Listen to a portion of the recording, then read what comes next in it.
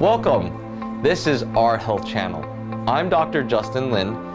We're shooting here in my clinic at Rehab and Revive Physical Therapy in Tustin, California. Our health channel is created for us by one of us. Not too long ago was I where you're at, wondering all these different health questions, how to sift through about wellness, fitness, and injuries. All the information out there, how do you really understand what the true source is, and does it even make sense? So sit back, relax, and learn.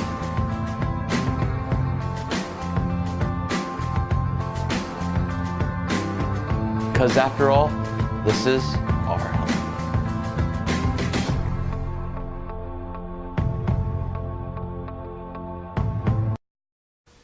Welcome. This is our health channel. I'm Dr. Justin Lin of Rehab and Revive Physical Therapy here in Tustin, California. I want to piggyback off of the last segment about headaches and migraines.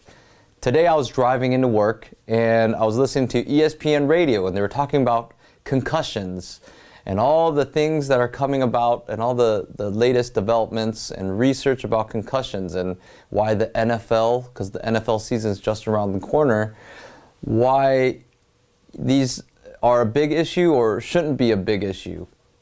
Now, this was an interesting conversation. It was Rodney Harrison, who was known as one of the hardest tacklers or the toughest, roughest players, and he was talking about his experience and how players always, because they were worried about getting paid, wanted to continue to play whether they had concussions or not. They would fool or try to get back onto the field and not tell the trainers if their brain was rattled.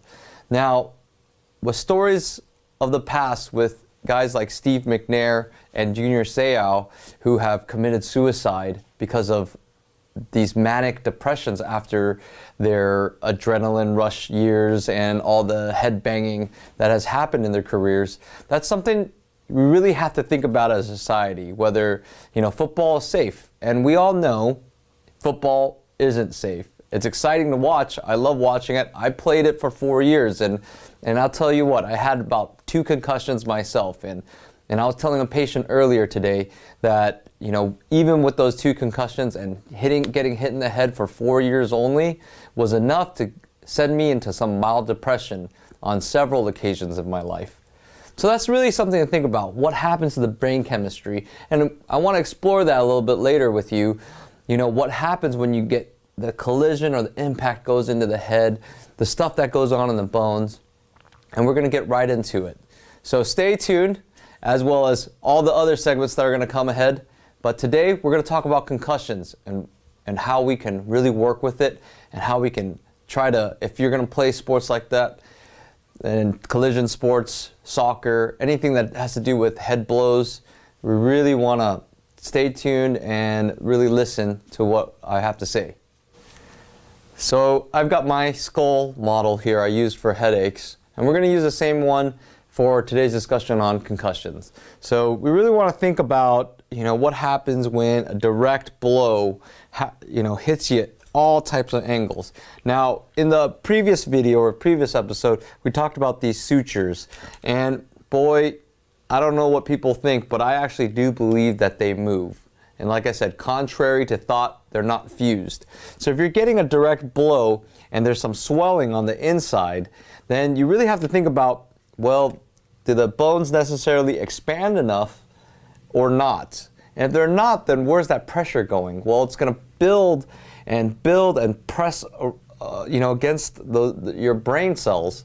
And when you have things like pressing your brain cells, I always tell people anything that's pressed on any normal structure, it's kind of like putting pressure on your fingernail. Now, if you put pressure on your fingernail, you don't have that much blood flow. So if you're not getting that much blood flow to your brain, what do you think is going to happen? So you got to think about, well, maybe those head blows, whether you're playing soccer, wrestling, boxing, and football, lacrosse, or rugby, those are something you got to think about. So classically, when a patient comes in with a concussion, I'm evaluating them, all the necessary stuff. Some of the classic symptoms of concussions are vomiting, tired, not having lucid thoughts, what we call as brain fog. It's almost like a whiplash for people with car accidents. So you have this brain fog, your little kind of, and headaches also persist, but, lack of appetite. And so these are something you want to monitor, but, I want to look at if their pupils are dilating. I want to do my screens, make sure there's no major swelling or major head injuries or neck injuries. And those are the things you want to rule out first and foremost. But let's say you've had a concussion like myself and you've had it for many years. And what happens over that long period of time? Just like I said, it's kind of like a car accident. Now, all that impact is absorbed into your body, all that kinetic force is absorbed in your body and then becomes what? Well, you know what? It's still force somewhere, and it's changed into whatever, potential injury, whatever you want to call it. And that's stored, I think, where the joints get dislodged, kind of like these earthquake plate tectonics out here in California. These things may shift. There might be a lot of compression.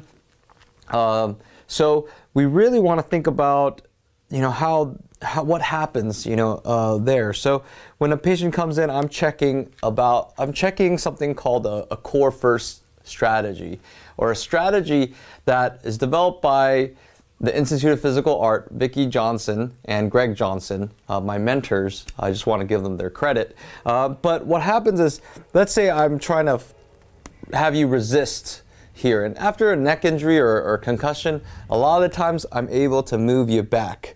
Now, if you took that yourself and you try to move your head, if you can sustain that hold without shakiness, then you know what, you're probably pretty good, and I like that.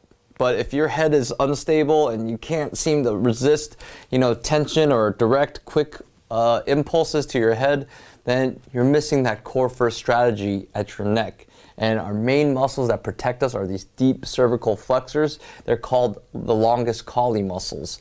And that just stems down here, and we really want to get these muscles working and firing alongside. That's what I'm going to do here at the clinic with anyone that comes in with a concussion. I want to make sure their eyes are tracking, all that tension that's in here. We're going to do some craniosacral therapy and really get these bones to move some more, get them a nice springy end feel is what we call it, a nice springiness to the bones so they move together. And when there's pressure, it opens up, and then when there's lack of pressure, it closes down. So after a concussion, you really want to think about getting it checked out, getting some physical therapy, getting these things in the right place. Now, back to the ESPN story again. Now, they were complaining about suing the NFL. Now, I think that's a little bit ridiculous, and this is me being on a soapbox here, but you players that are going out there and playing, you know very well what you're getting yourself into. So if you're going to play this sport, do the right thing, get checked out, make sure you're getting the right help if you need to, and make sure you also know when to take yourself out.